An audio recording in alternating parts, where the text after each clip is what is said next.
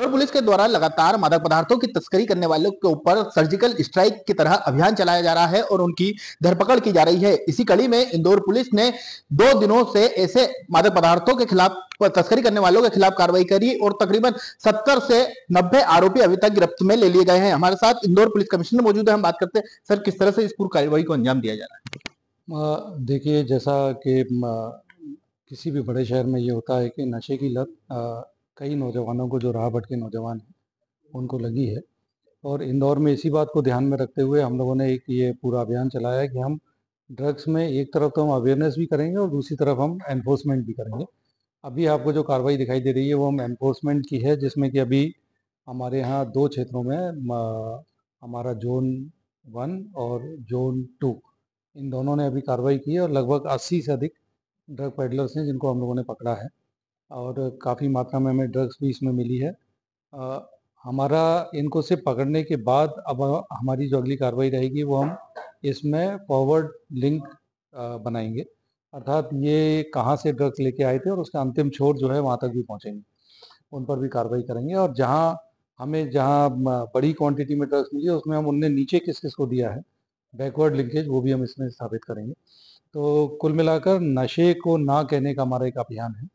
साथ ही अभी हम लोग ये भी शुरू करने वाले हैं कि जिसमें हम सभी कोचिंग इंस्टीट्यूट, सभी हॉस्टल्स, सभी कॉलेजेस, वहाँ हम शिकायत पेटी लगाएंगे और उसमें मुख्य उद्देश्य यही रहेगा कि अगर कोई ड्रग्स बेचने वाले की कोई जानकारी उनके पास है तो वो उसमें कृपया डाल दें और हम उसमें तुरंत कार्रवाई करेंगे।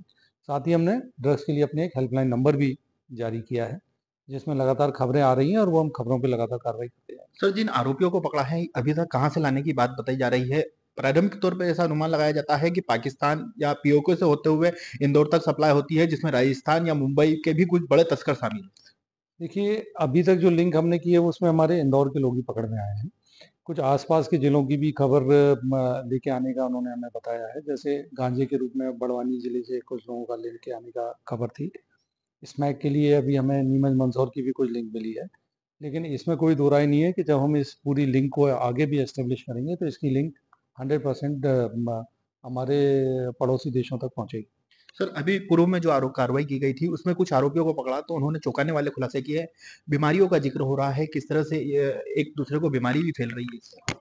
बिल्कुल सही आपने बोला कि एक ही इंजेक्शन से आपस में ड्रग्स ले रहे हैं। उसके कारण भी कुछ लोगों में अभी एड्स, अगर पूरे के पूरे परिवार को एड्स की शिकायत मिली है और 3 भाई, तीनों ही ड्रग पेडलर्स और तीनों को ही इस तरह की बीमारी होना ज्ञात हुआ है। तो आपस में बीमारी भी फैल रही हैं और आप जैसा जानते हैं कि ड्रग्स तो पूरे शरीर को खा लेता है। तो ऐसे लोग अपने शरीर को भी और अपने भविष्य को भी हर तरह से बर्बाद कर रहे हैं। सर, कुछ और पूछताछ में बताया कि ये कि किस तरह से मतलब उपयोग कर रहे थे और किस तरह से बीमारी फैला रहे थे? पूरी अभी हमारी पूछताछ लगातार जारी है। हम, जैसा मैंने बोला, किसी भी पहलू को हम छोड़ेंगे।